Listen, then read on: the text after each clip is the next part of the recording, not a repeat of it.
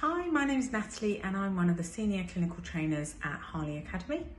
And today we're talking about smoker's lines, so lines that occur around the mouth, so the perioral area, and how we can treat them. They're often called smoker's lines because with the contraction of the mouth that you get when you smoke, you can often get these vertical lines that appear around the mouth, and people often feel like this makes them feel quite aged. When somebody has a negative vector in their lip, so when their top lip turns out, then they are quite often suitable for a filler treatment because it's not going to over project or look unnatural like this.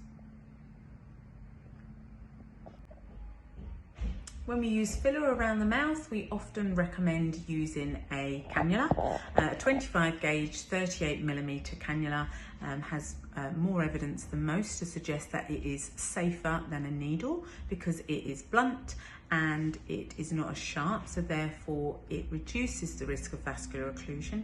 It doesn't eliminate it though. So we would make an insertion point perhaps here and here by the side of the mouth and use the cannula to wriggle through and use a retrograde linear thread technique around the perioral area. Other options are injections to relax the muscle, so you cannot contract as much, so you would just be able to do this action. Therefore, reducing the muscle movement reduces the skin folding, so therefore helps to reduce them from getting any worse. Another technique we can use is microdroplets, even with a cannula, in layer 2 under the skin layers, and do lots of little boluses with a cannula.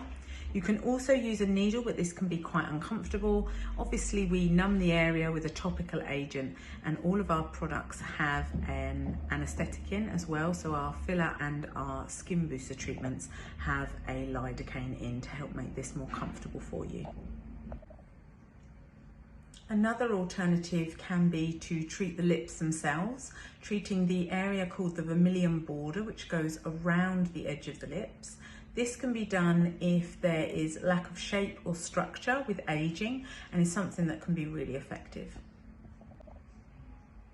The other option we have is something called a skin booster, which works really well around this area to help with the elasticity of the skin. So it is a hyaluronic acid product that we inject, but it's not like a filler where it draws as much water to give more of a lift and filler fold. It's more a product that's a lot softer that helps to treat the skin.